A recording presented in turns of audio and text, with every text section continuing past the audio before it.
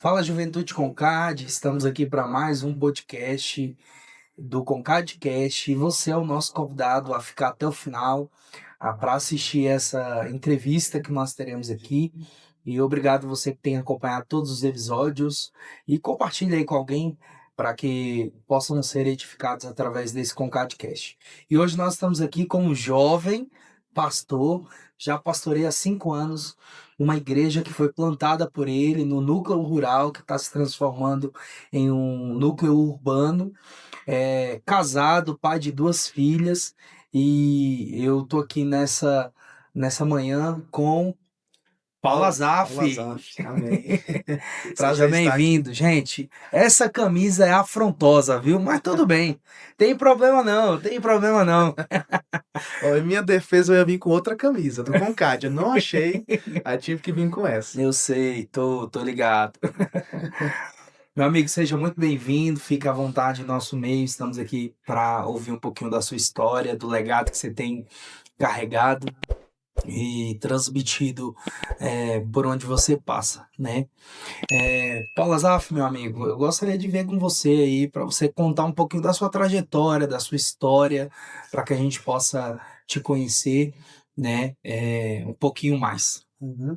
É um prazer estar aqui, né? Primeiramente, muito obrigado pelo convite, Pastor Davi, pessoal do Concad, obrigado mesmo. A gente espera que seja uma conversa, né, edificante, uma conversa que sirva para toda a juventude, né, ver a minha história e possa também se identificar e possa também edificar, né, através dessa história. Como a gente estava até falando, eu nasci num lar cristão, num lar evangélico, né? Dou graças a Deus por isso.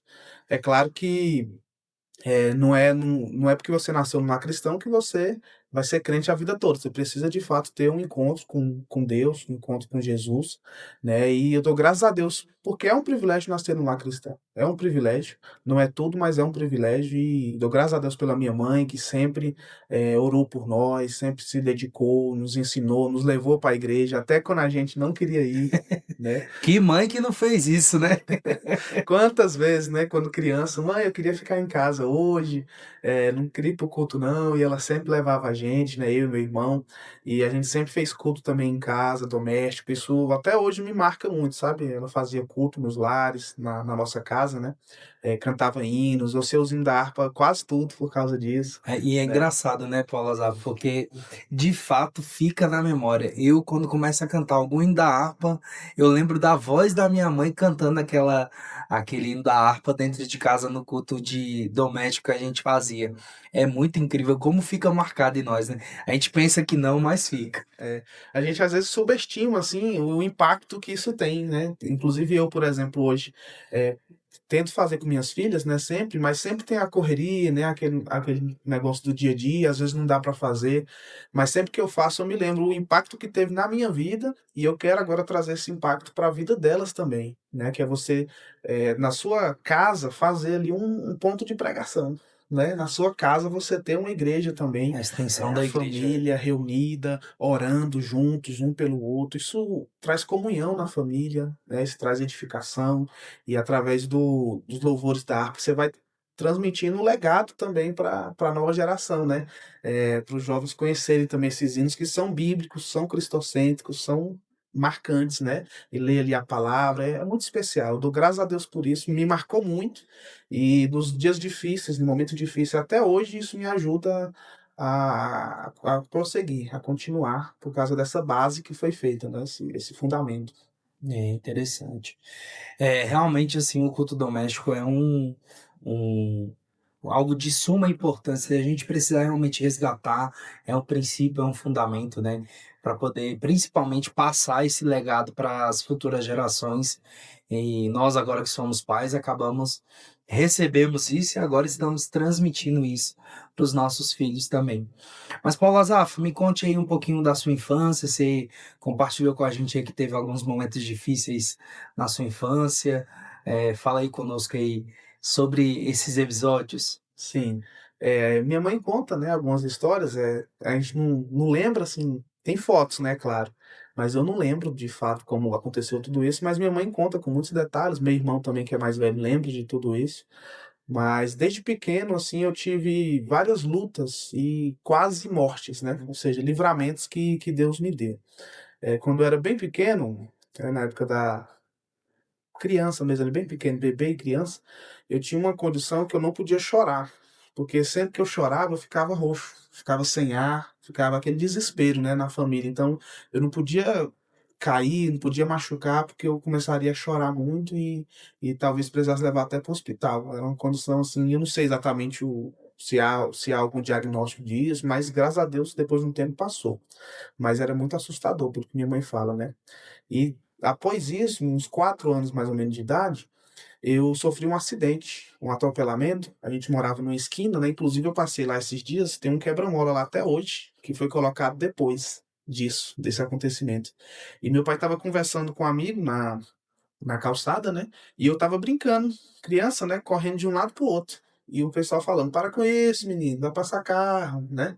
E eu correndo de um lado pro outro, de repente veio um carro em alta velocidade, né? Me atropelou, eu magrinho, bem pequenininho, né? E me atropelou e jogou a muitos metros de distância, né? Tanto que o pessoal, mesmo em conta, achou que eu tinha até morrido na hora, né? Eu fiquei desacordado, arrastei o rosto assim no asfalto, ficou todo marcado, né? Todo ensanguentado e fui levado para o hospital e tem fotos, né, até hoje lá em casa do álbum, né, do álbum, há fotos de quando eu saí do hospital com a cara cheia de cascão, né, e graças a Deus não ficou nenhuma cicatriz, nenhuma marca e foi um livramento que Deus deu. Minha mãe conta que meu irmão na época ficou muito sentido, né, que a gente era muito apegado e chorava todos os dias e orava a Deus para poder eu voltar para casa, para melhorar e graças a Deus foi um livramento. E após isso, uns 8, 9 anos mais ou menos, eu fiquei internado no hospital com uma pneumonia muito, muito grave, muito severa. E minha mãe conta também, eu não lembro exatamente assim, os fatos, eu lembro de uma coisa que foi muito marcante para mim, que eu estava no hospital comendo aquela comida ruim, sabe? Hospital público, ainda é o pior ainda, né? A comida. E aí eu lembro da comida e lembro também que eu tive um sonho, né? Eu tava ali com aquele negócio melhora, não melhora, né? E eu tive um sonho. A música que passava na época era uma acho que da Cassiane, né? Campeão, vencedor, né?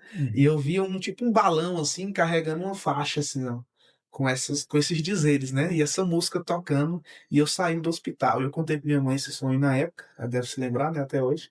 E após isso eu melhorei, graças a Deus, e saí do hospital e passei assim por mais esse livramento. Então foram alguns casos, né?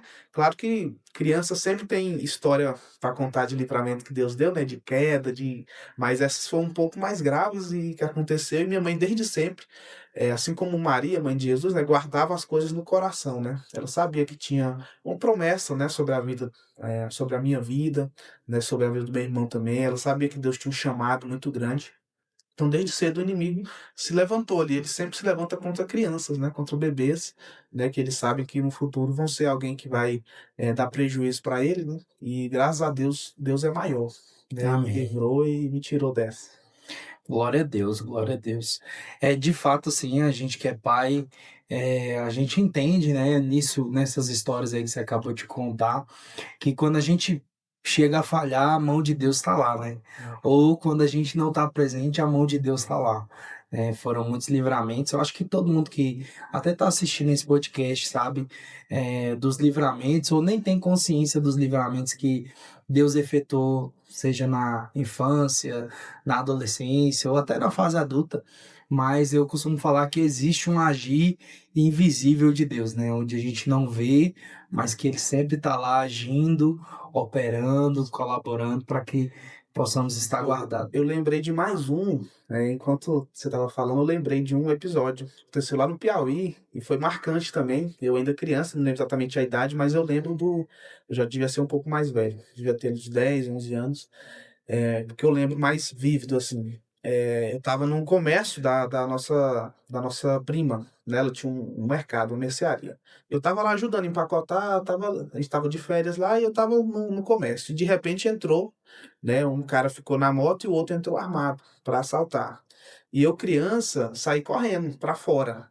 E era na casa dela, a mercearia e a casa ao lado, né? Tinha uma porta nos fundos também que dava acesso. E aí eu dei a volta pelo portão para entrar na casa, estava trancado. Aí eu olhei e vi o motoboy, né, lá esperando o outro. Falei, não vou ficar aqui não, eles vão. me pegar ou vão atirar em mim. Voltei pelas costas do bandido, assaltando, e fui em direção à porta. E o bandido apontou a arma para mim e ia atirar. E a minha prima que falou: pelo amor de Deus, ele é só uma criança. Não atira nele, não. Ele não vai fazer nada. E aí eu passei correndo, né? Inocente, né? Criança, né? Passei correndo assim atrás do bandido, ele assustou. Entrei da casa dela e pensa no susto. E mais um livramento que Deus me É deu. verdade. Exatamente. Mas vem cá, me fala um pouquinho aí, ô Paulo Azaf, depois de ouvir essa história aí da sua infância, dos livramentos que Deus fez na sua vida, me conta um pouco aí sobre a sua trajetória ministerial, como é que começou sua trajetória ministerial e compartilha aí conosco. Gente, ó, fiquei sabendo que ele quase foi jogador de futebol, viu? Imagina, né? Então, assim, ele vai contar um pouquinho aqui da história dele, da experiência dele. Sim. Então, aí depois desses acontecimentos, tudo, né? O meu desejo quando crescesse era ser jogador de futebol. Sempre joguei, né, em quadra, sempre joguei brincando na escola. Era um bom jogador, né, na escola, ganhava o interclasse, né? E o pessoal sempre falava: "Ó, investe nessa área e tal." Eu joguei aqui em São Sebastião, onde eu moro, né? O amador por muito tempo. Mas também, depois de um tempo, fiz testes no Brasília, que era um time aqui da capital, e joguei lá, fiz teste, né? Joguei por 2 anos e meio lá. Era federado, joguei os campeonatos daqui, que era Copa H, Campeonato Brasiliense, tinha contrato, tinha ajuda de custo, né? E da cidade, né, a gente fica até o peito estufado, né? E quando eu vinha jogar esse Sebastião, quase não pisava na grama, né? Me achando um jogador de elite, né? E joguei por muito tempo e esse era o meu desejo. Mas, enquanto eu estava envolvido, né, assim, não que o futebol seja pecado, né, eu gosto muito de futebol, tanto que tô com a Jesus camisa aqui, disse por parábolas, mas não disse para parar a bola, né? parar a bola. Então, assim, futebol não é pecado, é uma diversão, né, lícita, né, que você pode ter. Só que eu me envolvia tanto, era tão intenso, que eu não conseguia ser frequente na igreja, não conseguia ter compromisso na igreja, né. Então, por exemplo, às vezes faltava culto, estava muito cansado, às vezes tinha jogo, eu tinha que jogar no domingo, chegava já depois do culto. Então, assim, tiveram vários fatores que me atrapalhavam na igreja, sabe? Eu senti isso, eu lembro que foi algo assim marcante para mim, porque eu tinha um desejo de ajudar, tinha um desejo de servir. Mesmo jovem, eu já dava aula na EBD de vez em quando, tinha esse desejo pelo ensino, mas não tinha esse compromisso real, sabe? E aí eu fui percebendo isso mas fui tentando conciliar. Mas depois de 2 anos e meio mais ou menos, eu sofri uma lesão no joelho, tanto que até hoje meu joelho ele tem uma deformidadezinha, o osso, acho que da patela, parece que fala, desceu, e ele dói um pouco até hoje. Principalmente quando tá frio, eu não fiz cirurgia nem nada, e era uma condição que na época doía muito, né? E dificultava eu treinar em alto rendimento e jogar também. E aí, por causa disso, eu fui começando a perder espaço, começando a desanimar, ficar triste. E depois de um tempo, acabou o sonho, né? Voltei para jogar somente amador na minha cidade mesmo. Jogo até hoje um futebolzinho, mas brincando, né? Não consigo mais jogar muito em alto nível. Mas, assim, foi uma decepção que eu tive, uma frustração. Era o sonho que eu tinha humano, né? Mas em nenhum momento, assim, eu tinha consultado a Deus, tinha pedido a Deus direção, né? Não estava conseguindo, igual eu falei, conciliar isso com a igreja, com congregar, né? Então, assim, Deus, ele tinha um propósito na minha vida, um projeto, né? E o futebol, no meu caso, atrapalhou um pouco, né? Não era aquilo que Deus tinha para mim, ele tinha algo que hoje eu vejo bem melhor, né? Algo que muito mais, como eu poderia dizer, um propósito muito mais elevado, que é servir as pessoas, pastorear as pessoas. E se eu fosse jogador de futebol, eu acho que eu não estaria tão realizado do que eu sendo pastor hoje. Então, depois dessa frustração que eu tive ali no futebol, eu comecei a enganjar na igreja, né? Comecei a pegar mais firme, comecei a dar aula na EBD para os adolescentes, para os jovens. Passou um pouco tempo, me tornei líder de adolescentes também, um dos líderes da equipe. Passou um tempo também, comecei a pregar, né? Aos 16 anos eu comecei a pregar itinerante, né? Pregava, ia em várias igrejas. Lá em São Sebastião eu visitei quase todas as igrejas. Eu ia ter igreja que eu ia quase toda semana. O pessoal me convidava, era terça, quarta, quinta, sexta, né? Itinerante, a gente tinha tempo, né? E E depois disso eu comecei a pregar, eu comecei a sentir o chamado, né? Fui consagrado, auxiliar de trabalho, né? Aos 17 anos. Pastor Antônio Márcio era o nosso pastor. Pastor Antônio Márcio foi meu pastor por 10 anos. Então ele tem uma parte muito importante. Ele Uma fez meu influência muito casamento. grande, né? Sim, Pastor Antônio Márcio é uma bênção no nosso campo, né? Ele sempre é uma referência para nós, principalmente jovens sim. dessa idade, que olhamos para ele com um olhar de inspiração. Ele marcou muito a vida de muitas pessoas, né? Ele chegou lá na igreja, hoje é AD Vivo, né? Eu tinha 10 anos de idade. Ele saiu, eu tinha 20. Então ele chegou, eu era uma criança, e ele fez meu casamento, né? Ele saiu, antes disso ele tinha me consagrado auxiliar e me consagrou também diácono, né? E fora que ele teve muita influência também, impacto no meu ministério, né? Na minha vida. Eu viajava muito com ele, né? Para as pregações, era bom, bom tempo bom, tá? Saudade, né? E a gente ia nas pregações, e ele influenciou muito a minha vida e eu fui sentindo assim o chamado de Deus, sabe? Não vou dizer que foi nada assim sobrenatural, né? O anjo não desceu na minha casa para falar comigo, mas eu fui sentindo no coração assim esse desejo de servir, de ensinar. Sempre amei o ensino, de ajudar outras pessoas. Desde cedo também comecei a dar aula no discipulado para batizar pessoas. Então, Pois é, você estava falando aí sobre o pastor Antônio Márcio, a influência que ele exerceu aí sobre a sua vida. Acho que todos nós fomos influenciados por ele, né? Mas me explica aí, você começou a pregar por causa da influência dele? sim, sim, o pastor Antônio Márcio, ele marcou muito a gente.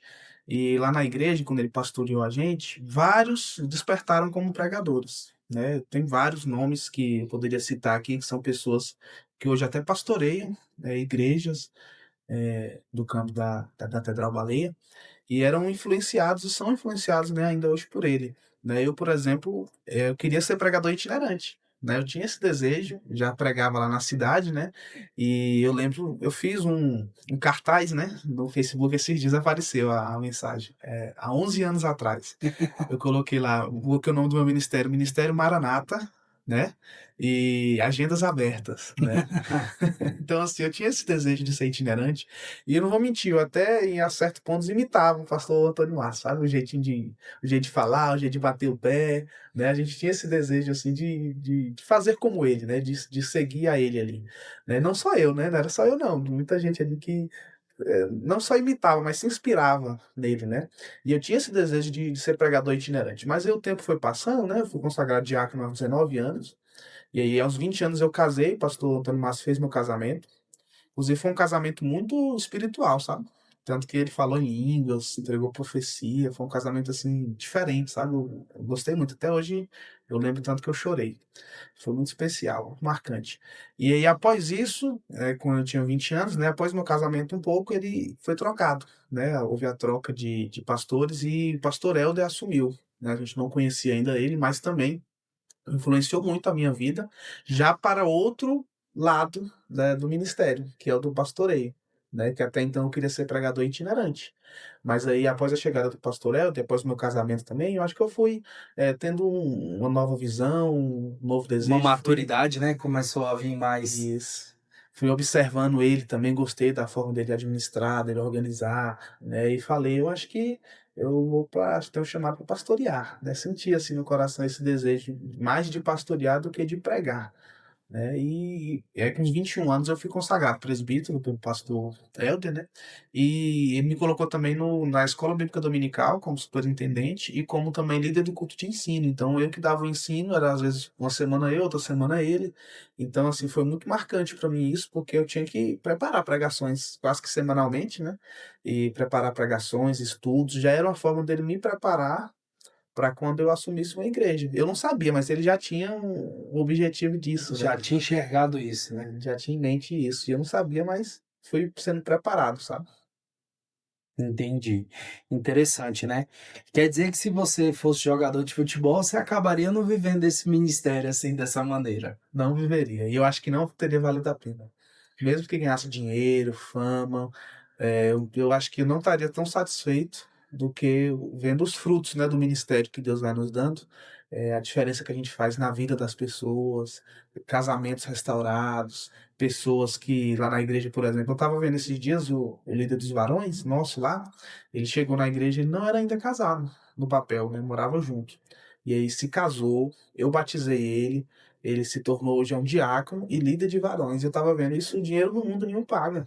É Né? verdade. Isso que a gente faz, assim, não nós, mas a graça de Deus na nossa vida das pessoas, sabe? Esse transbordar, né? Eu acho que dinheiro não paga, não. Fama, sucesso, eu acho que eu estaria incompleto. Eu estaria vazio se eu tivesse ido para esse rumo e teria perdido o que Deus queria me proporcionar no ministério. Entendi. É aí, ó, jovem, você que tá assistindo a gente aí, ó, viu? O cara queria ser jogador de futebol, né? Mas aí não buscou o direcionamento de Deus. Até que o direcionamento de Deus chegou. Costumo falar que às vezes Deus vai falar a vontade dele para nós, às vezes usando uma pessoa, às vezes usando a própria palavra de Deus, mas de vez em quando ele vai colocar a vontade dele dentro de nós, né? Ele vai dar paz para aquilo que a gente está querendo fazer, né? E você começou a pregar muito novo, né? Com 16 anos de idade. Como é que foi as experiências no início da pregação que você tinha? Olha, eu vou te falar, meu, ainda bem que não foram gravadas, porque no começo, assim, a gente erra muito, sabe? Não que hoje a gente seja perfeito, mas com 16 anos, então, você pregando, a gente fazia Falta muita maturidade, coisa né? que hoje a gente olha e não concorda, né? Então, ainda bem que só tem foto, porque se tivesse vídeo, a gente teria vergonha, né? Mas acho que todo mundo, né, que começou a pregar ou começou a fazer qualquer coisa, um dia você não começa pronto, né? Se você esperar para ficar pronto, você não faz nada, né? Isso serve para os jovens também, né?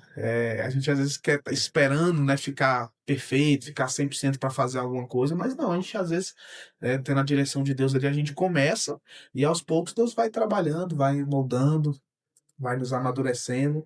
Então, assim, foi um tempo bom. Eu preguei itinerante, vamos supor, dos 16 aos 20 anos, mais ou menos. Até hoje eu recebo convites, mas diminuíram bastante depois que eu comecei a pastorear, há 5 anos atrás, porque eu não comecei a recusar, assim, eu falava, irmãos, eu não posso mais atender convite no domingo, por exemplo, estou na minha igreja, sábado às vezes tem programação, dependendo, eu não consigo sair, então diminuiu muito, mas nesses anos que eu fui itinerante, foram bons, né? Apesar do aprendizado que eu fui tendo, né, foram bons. Eu sentia que eu estava servindo a igreja, né, mesmo ainda jovem.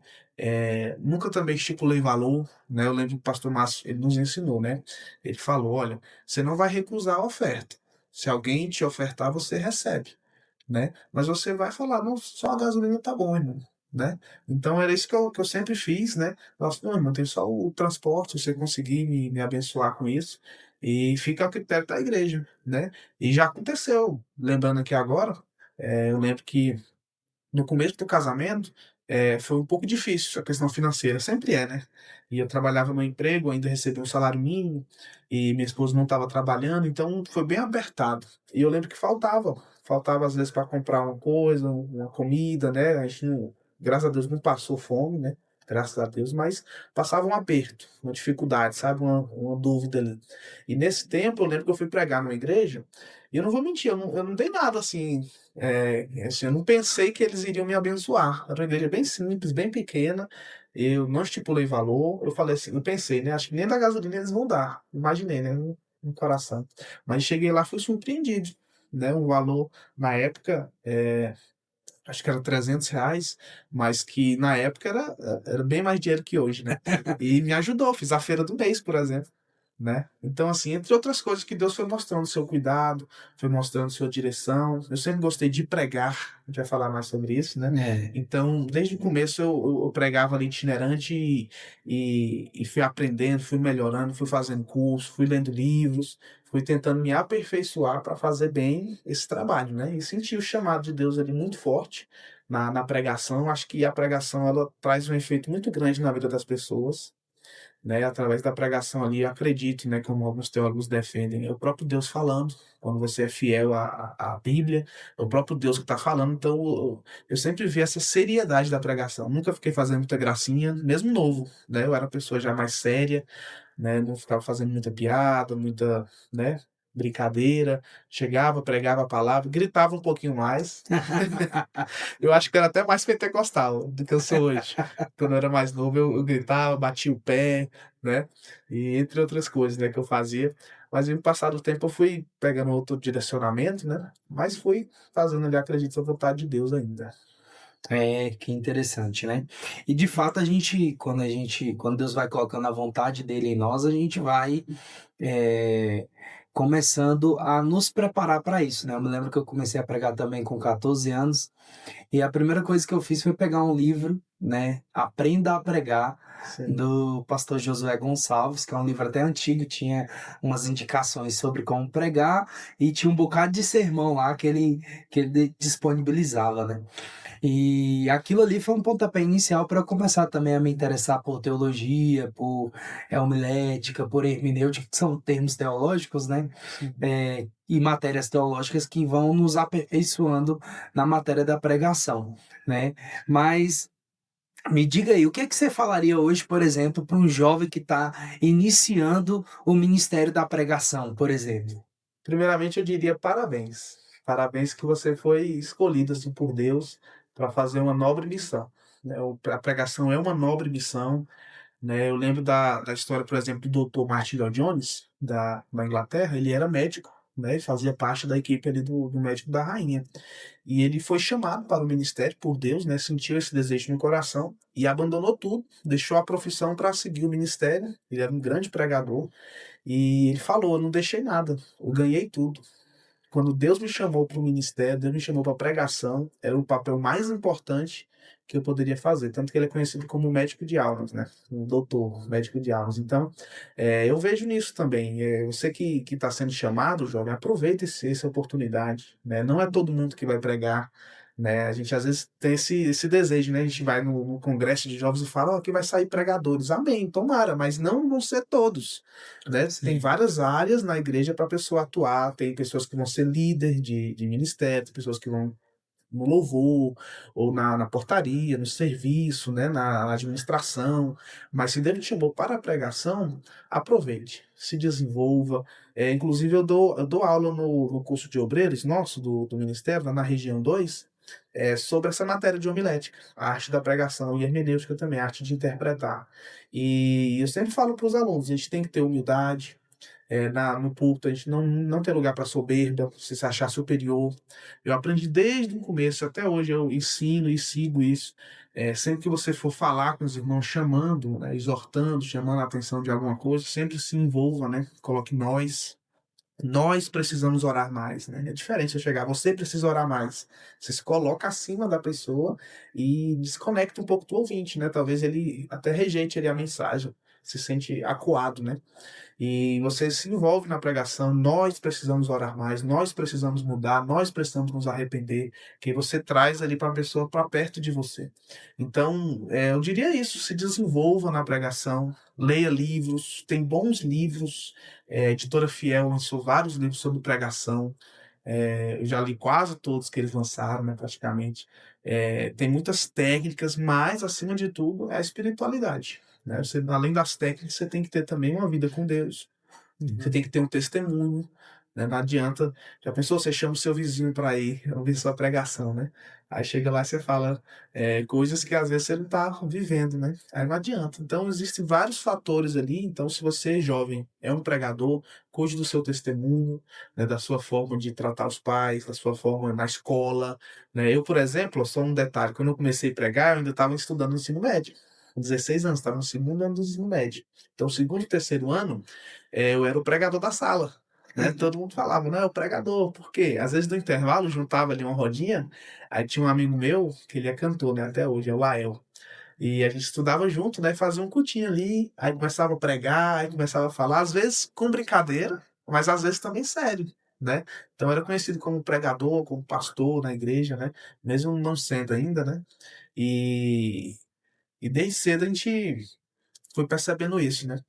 E a gente na escola, a gente dava esse testemunho, né? Porque já pensou, eu sou o pregador, vou ficar fazendo coisa errada aqui? Uhum. Não, né? Então você tinha esse testemunho. Então é isso que eu diria para os jovens, é cuidado com o testemunho, espiritualidade, oração, mas também preparo, né? Paulo Azaf, né? Você falou aí sobre pregação, falou que gosta de pregar, sempre se preparou para isso.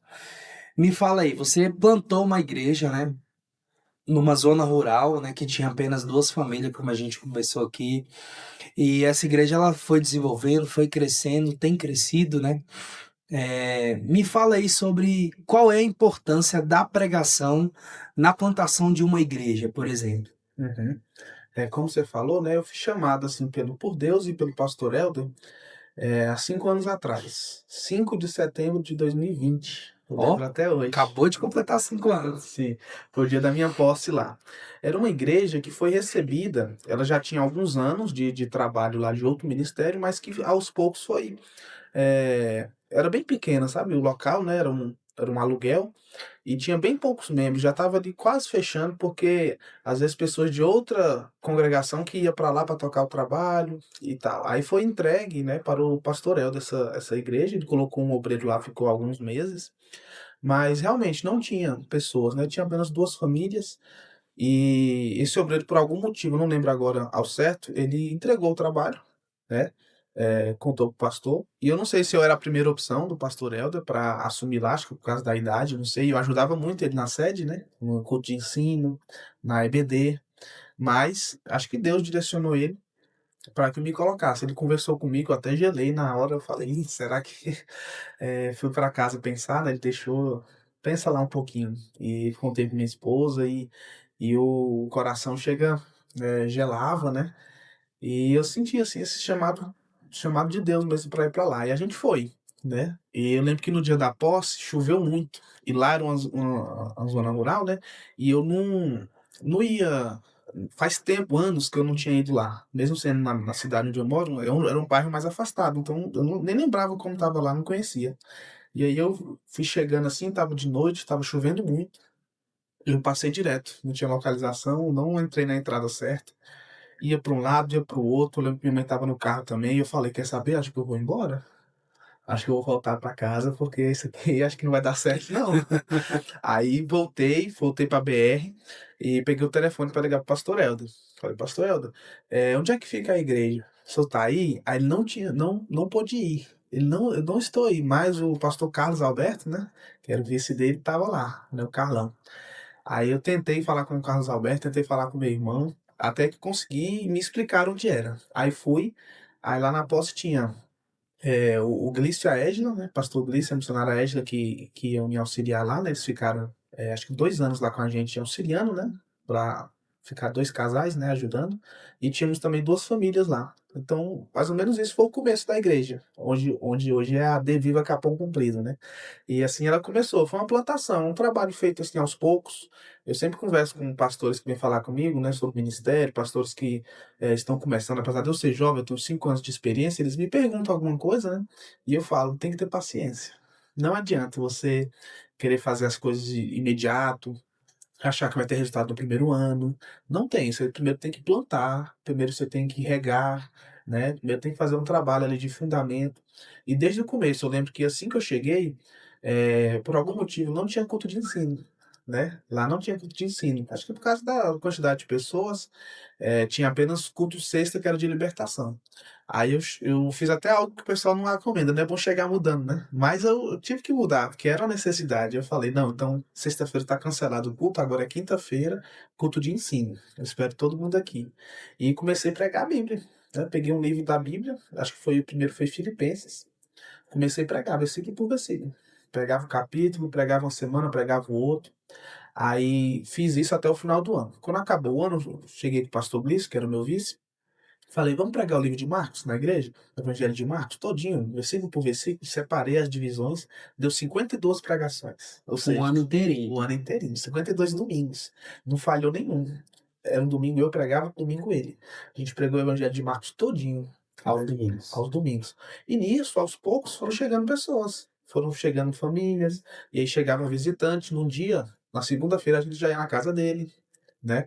Na terça-feira a gente fazia sempre culto nos lares, fazia culto nas casas, chamava os vizinhos, aí um ia falando pro outro. Tem pessoas que moravam lá, que foram chegando pessoas novas que compraram, né, a casa própria, o terreno próprio, né, saiu do aluguel, construiu às vezes uma casa, um barraco, e saiu do aluguel e foram chegando famílias, se congregavam nos bairros e foram morar lá, né? E aos poucos foi vendo a igreja ali, um foi falando pro outro, a gente fez evangelismo. foi recebendo pessoas e foi amadurecendo essas pessoas. Aí no primeiro ano de trabalho a gente tinha ali umas 30, 40 pessoas, e aí após isso Deus foi abençoando, a gente foi multiplicando, né? E tudo isso através da pregação. Né? Eu sei que Deus, como o apóstolo Paulo diz aos Romanos, né? Como ouvirão se não há quem pregue, né? A fé vem pelo ouvir, ouvir a voz de Deus. Então eu acredito que a pregação é que traz a conversão. Não adianta eu fazer um bom evangelismo e chegar na minha igreja e não ter palavra, não ter pregação. Como que a pessoa vai, de fato, ser convertida, né? Então acho que a pregação é muito importante. Tem um pastor que ele falou uma vez, e eu trago isso para mim até hoje. A pregação é meu gabinete, né? Então, às vezes, eu não consigo um gabinete com todo mundo da igreja, principalmente quando a igreja é maior. Mas você, através da pregação, você está aconselhando um por um, né? Tá todo mundo ouvindo a instrução, né, de Deus. Então, desde o começo, eu comecei. Quando eu era itinerante, eu não conseguia fazer isso, pregar expositivo, né? Itinerante, você prega ali temático, você prega mensagens avulsas, né? Mas na minha igreja, assim, que eu pastoreava, eu falei, eu vou seguir versículo por versículo, que a Bíblia foi escrita assim. E eu consigo trazer uma compreensão melhor para os irmãos. Eu lembro, até hoje, uma história marcante. Chegou o dia de pregar Marcos 10 na igreja, sobre divórcio. Culto de domingo, a igreja cheia, e eu falando sobre divórcio. E assim, a tentação foi eu não pregar isso, né? Falar, não, vou pregar outra coisa, vou pregar prosperidade, vou pregar. Mas Deus queria falar sobre aquilo, porque desde o começo do ano foi escolhido, né? Aí caiu logo para mim, né? O pastor pregar essa parte. Eu falei, não, é importante. E aí ensinei sobre divórcio, falei o que a Bíblia ensina sobre divórcio, né? E no final do culto, algumas irmãs vieram falar comigo. Né? Porque tinha uma visão errada que, por exemplo, falaram para elas que é uma pessoa que já foi casada, mesmo na época que não era crente, né? Separou e hoje casou de novo, tá em pecado. Mas não. E ela falou, parece que caiu umas amarras assim eu me via aprisionada nisso, que eu era casado com meu primeiro marido, sendo que ele me maltratava, fazia isso, fazia aquilo. Eu falei, não, meu irmão, fique em paz. Você não tem como, você foi vítima, né? Pode ficar em paz. Então, através da pregação, você vai percebendo o amadurecimento dos irmãos, né? Tem irmãos lá do Capão que eu fico muito feliz, que às vezes você vê, assim, através das pregações, o amadurecimento bíblico, né? Eles são rápidos para achar, né? Vão desenvolvendo essa maturidade bíblica, né? Acredito que é muito importante a pregação, para mim, é a principal tarefa do pastor. A pregação é a principal tarefa do pastor. Ele pode ser bom em tudo, mas ele precisa também pregar, É né? Senão não verdade. adianta. Não, senão não tem como, né? E é realmente bom. Eu peguei o livro de Efésios para ministrar esse ano lá na igreja. Eu tô desde o início do ano e tô chegando no final do ano e agora que eu tô no 5. Então tem aí mais uns meses para acabar até o capítulo 6. É importante mesmo essa pregação expositiva, versículo a versículo, né? Para que a igreja possa crescer conhecendo a Bíblia, ou o livro por um todo, né? Às vezes as pessoas querem apenas pregar textos isolados, né? Mas a pregação expositiva, ela é a Bíblia sendo explicada pela própria Bíblia, né? Podemos dizer assim. É uma exposição através de uma interpretação bíblica, de fato. E é importante, né? É um modo também que eu gosto de ministrar através da exposição bíblica. E eu acho que é muito importante, principalmente para você, jovem, que está começando a estudar, a querer pregar, você precisa entender que a pregação expositiva ela vai te dar mais embasamento.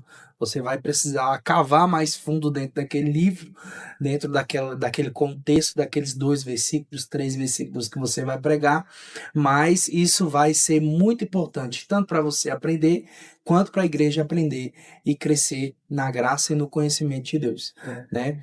Mas que interessante, né? Muito bom mesmo ouvir sobre pregação, sobre como você tem incentivado isso. Mas vamos falar sobre o Concadcast, né? O Concad, na realidade, aqui nós estamos no Concadcast, vamos falar sobre o Concad. Me fala aí o que o Concad tem de influência na sua vida. O Concard, ele é muito marcante, né? O Concard, ele já existe, acho que antes de eu nascer, né? Tem muitos anos aí já de história, né? Já passaram vários líderes. Hoje, o pastor Rodrigo também faz um bom trabalho, como o pastor Helder fez, o pastor Éder fez também, né? E foi muito marcante para mim. Se eu não me engano, foi o último Concard que teve na Catedral Baleia Antiga, antes da reforma, que foi o Anderson Freire lá, acho que era o uniforme do, não sei se era o amarelo ou se era do semáforo, era um dos dois. E foi muito marcante para mim, que eu lembro que foi muito especial, sabe? E também depois na tenda, né? Tiveram alguns na tendas, e na tenda eu fui batizado com o Espírito Santo. Né? Eu lembro até hoje, eu tinha acho que uns 12 anos, e eu tava lá na frente, né? Perguntaram quem nunca tinha sido batizado. Eu fui, tinha uns amigos do lado que já tinham sido e orando por mim, né? E eu lembro que eu falei em línguas e fui batizado ali, senti renovo, né? Senti algo muito marcante ali. Então, o Concade, ele é muito marcante na vida de, acho que todo jovem adolescente que é do campo da catedral, né? E para mim não foi diferente. Eu nasci e cresci no Ministério Madureira, né? No campo da catedral. Então, desde sempre participei de vários concades, vinha, acampava, né? Não era da turma da bagunça. Eu Não às chegou a vezes, quebrar o braço de ninguém, tacar fogo em lugar nenhum, né? já passei pasta, né? Mas ninguém é Quem perfeito. nunca, né? Quem nunca? Não Então, julgue, assim, não eu julgue. não era do pessoal da mais pesado, né? Mas era ali o intermediário. Ficava ali no meio termo. Delitos leves, gente. Mas assim, eu sempre vi o Concate como uma coisa espiritual, né? Porque o pessoal às vezes via assim, mais pra brincadeira, né? Ah, vamos pra lá jogar bola, a diversão, e tem essa parte, é importante, mas tem a parte espiritual também, né? A gente precisa, né? E eu lembro que no Concade a gente via pregações, né? E principalmente antigamente, que você não tinha esse acesso na internet tanto, né? Então, por exemplo, você tinha que comprar DVD de pregador, né? Para poder ser ouvido pregador. Não É, tinha assim no YouTube não algumas estava disponível, pregações, né? não tinha tantas gravações assim de cultos. Hoje em dia quase todos são gravados, são online. Então, você queria ouvir uma palavra daquela pessoa, você ia lá e no Concate você ouvia, né? E foi muito marcante para mim. Eu acho que fez grande parte do meu chamado também, tudo isso que a gente falou aí da pregação aos 16 anos, pastoreio também. Tudo isso teve uma influência muito grande do Concade também. Foi no Concade que eu ouvia pregações e senti o chamado ali de Deus através dessas pregações. Mesmo agora ainda, pastoreando, a gente, quando vai, é renovado. Sente uma edificação, né? Sim, já, acho que talvez por ser também um pouco mais maduro, você consegue prestar mais atenção, consegue observar mais, ouvir de fato ali a palavra e absorver, mastigar ela, sabe? No Concade passado mesmo teve umas pregações assim, muito marcantes, que até hoje eu fico remoendo um pouco, sabe? Então o Concade é muito especial. O último Concade foi bênção mesmo, viu? E a gente sabe que o pessoal está investindo muito nisso, né? Em trazer pregadores assim da palavra, né? Claro que o movimento é importante, é claro que o batismo no Espírito Santo é importante, mas uma vez um pastor falou, tava tendo umas dúvidas, umas perguntas quanto o pessoal caindo, né? O pessoal tá caindo na unção, é de Deus, não é? E ele falou bem assim, muito sábio. O importante não é se cai para o lado, se cai para trás, o importante é como a pessoa levanta, né? Se Se ela tem levantar do mudança. mesmo jeito, então assim, não foi algo marcante na vida dela, não foi algo espiritual, né? Então não adianta só a gente sentir ali um mover e na segunda-feira a gente está fazendo a mesma coisa. Então o Concard ele é organizado para isso, para que adolescentes e jovens sejam marcados pelo Senhor, sejam transformados. É a metanoia, né? A mudança de mentalidade, a pessoa ir de um jeito e voltar de outro. Né, eu vi esses dias na rede social, no Instagram, um vídeo assim muito forte, não tinha ainda parado para pensar nisso. O que será que Moisés viu, né, para fazer tudo que ele fez? O que será que Noé viu para construir a arca? O que será que eles viram que eu ainda não vi? Né? Será que eles viram a glória de Deus? Eles perceberam a majestade de Deus e eu ainda não percebi? Por que ainda eu não faço? Né? Não vivo para Deus. Então, eu achei muito marcante isso. No Concade, muitos jovens tiveram já esse encontro, tiveram reconciliações, tiveram, né, pessoas se convertendo. E o Concade é muito importante, não pode acabar, pelo contrário. O Concade ele tem que ser, porque sempre vai tendo jovens, adolescentes, né? A nossa geração vai passando, né? Eu tô com 27 hoje, mas vai chegando a nova geração e eles precisam também ter esse encontro, né? O legado que vai sendo continuado, é a tocha, né? Que eles continuam levando. Que vai continuar sendo levado. Isso mesmo. Vamos falar de um assunto aqui que a galera gosta, né? E o seu Santos, cai ou não cai? Eu achei que você ia falar disso. Ah, Pois é, o Santos ele tá mal na tabela, né? Mas ganhou do Corinthians ontem. O você seu, tá feliz, né? eu achei que o pastor Samuel também estaria aqui, é corintiano também, né? É. E Mas realmente, eu não vim pra provocar, não, viu? Eu vim porque a camisa é Há bonita controvérsias. e eu não achei a do Concade. Eu ia vir com aquela do Concade verde, não achei de jeito nenhum, mas tá lá em casa, em algum lugar. Mas, como eu falei, né? A gente gosta muito de futebol e, como eu falei, futebol não é pecado, né? A vida tem vários prazeres que são lícitos. Não precisa você ir lá fora no mundo para ter prazer. Não precisa. Pelo contrário, você tem que redimir os prazeres, ou seja, tem que colocar no lugar certo. Né? Tem espaço para assistir um futebol, tem espaço para jogar um futebol, tem espaço para ir no parque de diversão, para ir ao cinema. Tem várias coisas que, como jovens, né, nós somos jovens, né? Eu também sou jovem. Então a gente pode fazer essas coisas. Né? Não precisa você beber, não precisa você usar droga, fumar para sentir prazer e diversão. Então tem várias coisas que Deus deixou para nós que a gente deve aproveitar. A gente não fica ali na caixinha, né?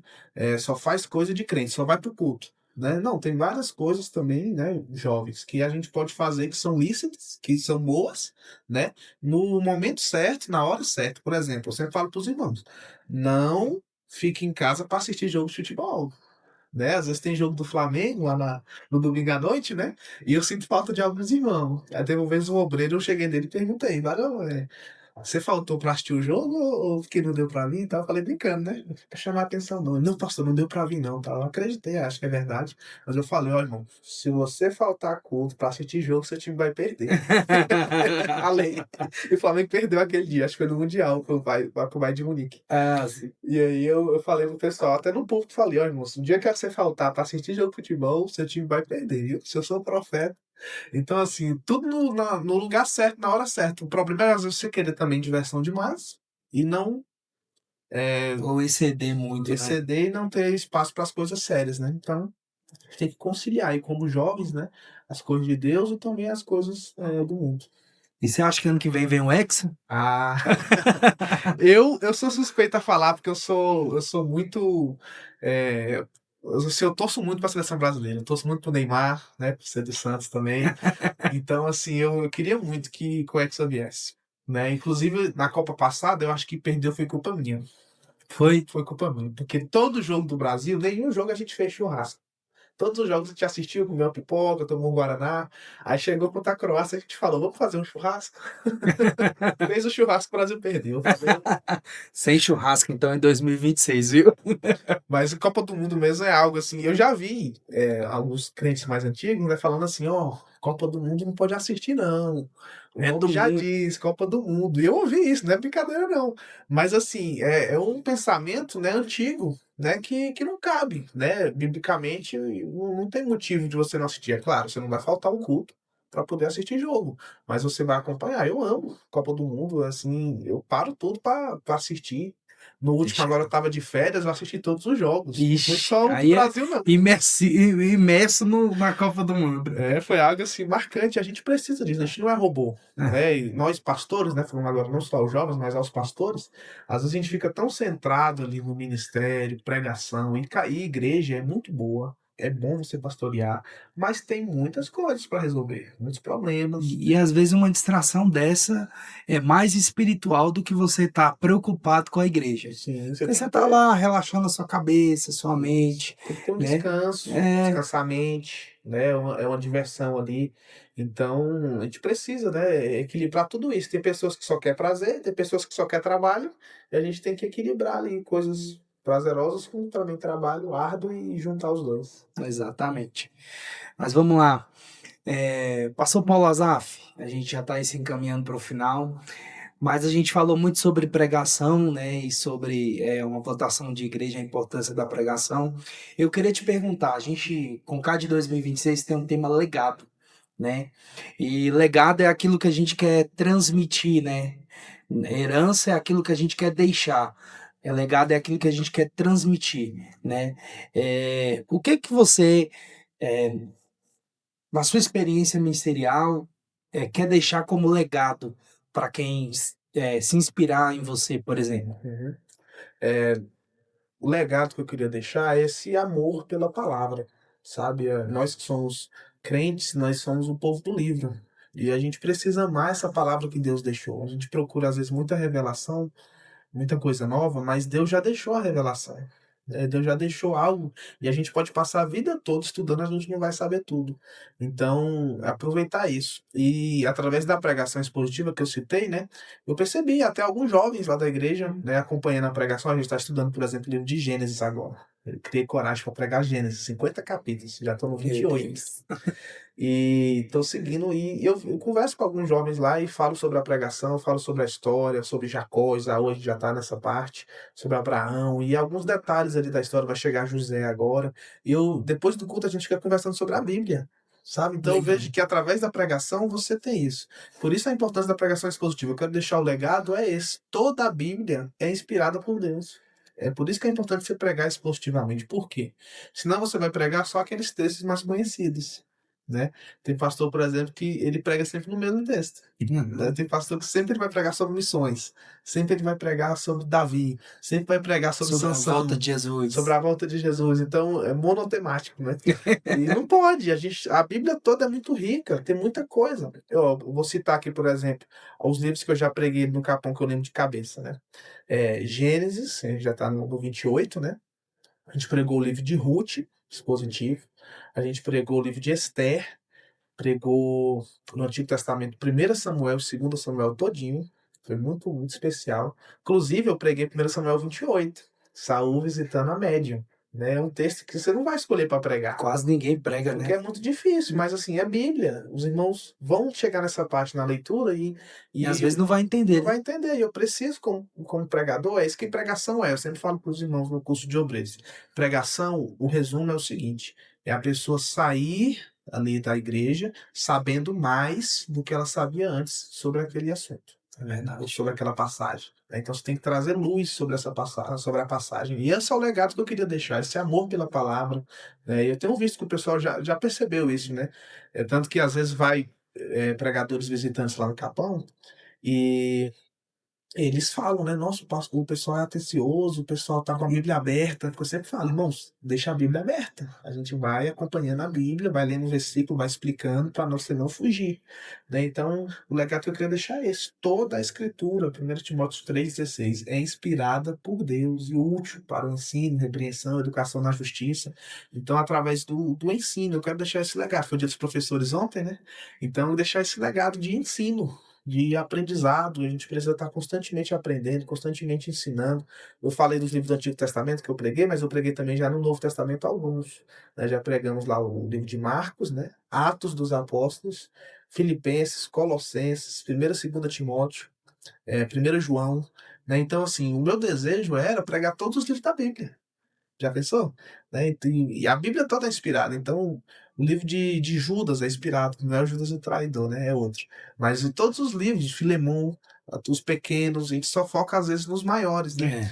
Por exemplo, tem pessoas que já ouviram 30 pregações sobre a mulher do fluxo de sangue, né? Mas nunca ouviu uma pregação sobre alguma parte da escritura ali mais difícil, né? Sobre a que eu falei, de 1 Samuel 28. Então eu quero deixar de legado isso, sabe? O ensino, o aprendizado. Acredito que Deus faz crescer uma igreja através da pregação, né?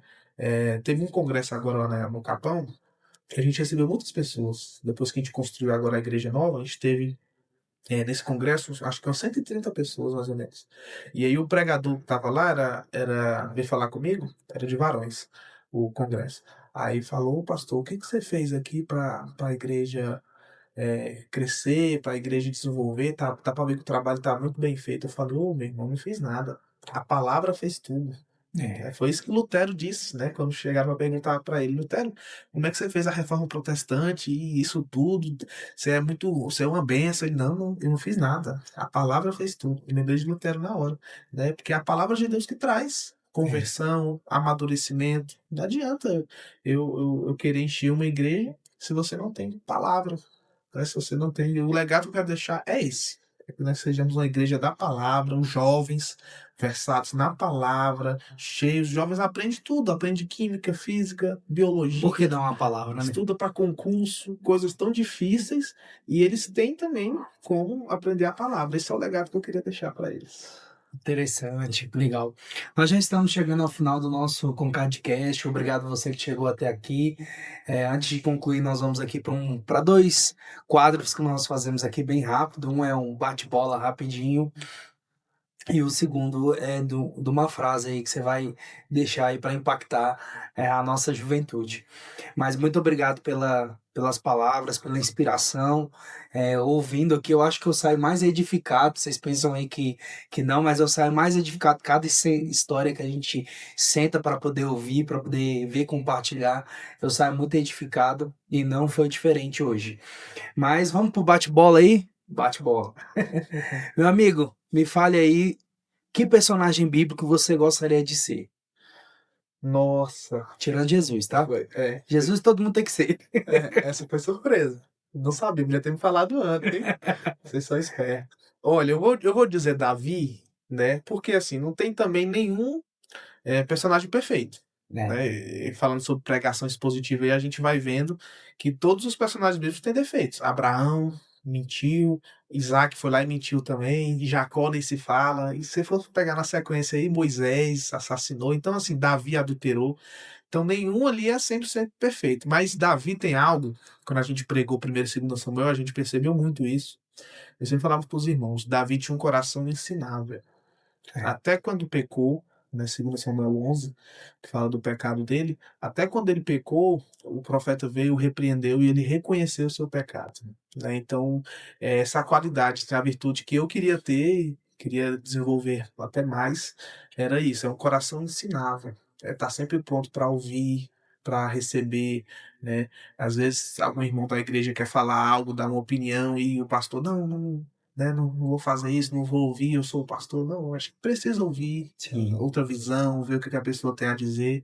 Um coração ensinável, um coração disposto a ouvir até não. Às vezes, o não de Deus, o não do pastor presidente, o não do pastor regional. Né? Você tem um coração ensinável. Eu acho que essa é a virtude de Davi que eu queria ter e que eu me espero assim, muito nele. Era um homem de coragem, de garra, mas que tinha um coração ensinável. Se você fosse um jogador de futebol, qual é que você queria ser? Eu não sei se eu falo Neymar. Eu vou falar o Cristiano Ronaldo. É? Cristiano Ronaldo acho que é mais dedicado, né? Disciplina, foco, né? Disciplina, esforçado. Eu sou do time de Cristiano Ronaldo. Inclusive, até brinco muito com o Rodrigo, né? Meu irmão, o pastor Rodrigo, que ele é do time do Messi, né? É? É. Ele é, Sempre ele ele é foi messiânico. esse ano. Ele sempre foi Lionel Messi e eu sempre Cristiano Ronaldo. A gente brinca muito disso. Ele sempre foi Barcelona e eu Real Madrid. Até hoje a gente brinca, né? Zoa sobre isso. Mas Cristiano Ronaldo, dedicação, foco. O cara tá com 40 anos de idade E jogando uma bolona, e né? tá dando banho assim no pessoal de 20, né? É, Então ele tem um legado pra deixar, viu? Cristiano é Ronaldo. verdade. É, Jesus pra você é. Tudo. Meu Papai, Salvador. todo mundo fala tudo. Eu acho que Acho que não tem como, né? não tem como, é meu Salvador, meu Senhor, meu Rei. Sempre falo pros irmãos lá na igreja, ó, irmãos, domingo você vem pra ouvir o Rei. Jesus vai falar. E não, ele não vai pedir favor, ele é o Rei. Né? Ele vai direcionar, a gente vai ouvir sua instrução, a palavra de Deus é mandamento. A pregação, quando é pregada, né, de maneira bíblica, de maneira correta, é a voz de Deus. Então, Jesus vou resumir então, rei. Ele é o rei, nós somos seus súditos. Ele é o rei, ele é o rei. Pregação expositiva para você é o exemplo de Fidelidade. as Fidelidade a escrituras. Deus, a palavra, dá menos espaço para você viajar. Né? A gente vê muita coisa nesse ramo, né, de pregação. Tem pessoas, às vezes, que lê 3 textos para fazer uma pregação. Eu sempre falo para os irmãos, leia só um texto, para os alunos, leia só um texto, e durante a pregação você cita outros textos. Você tem que ter É, um texto foco. Hernando Dias Lopes fala isso, né? Tem gente que começa a ler a palavra, esquece a palavra e nunca mais volta para a palavra. Ele leu a palavra e você pergunta, o que que o pastor pregou? Você nem lembra. é, Né? Então, acho que a pregação bem feita, ela fica mais marcada no ouvinte. Você lê a palavra, explicar, repetir, né? Introduzir, concluir. Se você seguir a risca ali, você tem um efeito muito maior na pregação. interessante. E para concluir, né, a nossa participação aqui do pastor Paulo Azaf no nosso Concatcast, imagine que você vai falar uma frase agora que vai chegar no WhatsApp aí de todos os jovens da Juventude Concad. Que conselho, que palavra você daria? Eu daria essa palavra. Essa foi uma frase de Charles Spurgeon. Não tem muito, a gente não citou muito isso, não falou sobre pregação, não é sobre isso, mas Charles Spurgeon certa vez disse, aquele que conhece as estrelas pelo nome, não esquecerá o nome de nenhum de seus filhos. Por que eu digo isso para a juventude? Porque Deus, ele está atento, ele está sempre perto. Às vezes a gente tem uma ideia de Deus mais distante, Deus ocupado, mas né, Deus tem muita coisa para fazer. Mas não, ele chama as estrelas pelo nome, né? Que são milhões, bilhões de estrelas. E ele chama pelo nome. Então, a Bíblia diz também que os cabelos da nossa cabeça estão todos contados, né? Então, Deus ele tem um cuidado muito grande na nossa vida, né? Ele tá ali cuidando de tudo. Eu olho para minha vida, o que passou, eu vejo o cuidado de Deus, eu vejo a proteção de Deus, os livramentos, eu vejo a direção de Deus, Deus me direcionando para um lado, direcionando para o outro. Até hoje, né? Eu vejo esse cuidado, essa proteção, direção. Então, saiba disso, João. Deus, ele te ama. Deus, ele te quer bem. Deus tem um projeto, um propósito na sua vida. Enquanto você não depositar em Deus a sua confiança, você vai se sentir vazio, vai se sentir incompleto, né? Agostinho de Hipona falava, né? A gente tem um espaço, um vazio do tamanho de Deus. Enquanto você tentar preencher esse vazio com namoro, esse vazio com prazeres, com diversão, com amizades, você vai se sentir incompleto, vazio, solitário, triste. Mas quando você de fato servir a Deus com alegria, com excelência, você vai se sentir completo, porque Ele cuida, Ele abençoa, Ele ama, Ele é um Deus de aliança. E Ele quer uma aliança contigo. Amém, amém. Você que acompanhou-nos até agora, muito obrigado. Compartilhe esse vídeo, alguém vai ser edificado, alguém vai ser ativado para pregação, quem sabe, através do seu compartilhamento. Eu quero aqui agradecer, pastor Paulo Azaf, obrigado pela sua disposição, pelo tempo, por ter nos edificado através da sua vida e que Deus abençoe.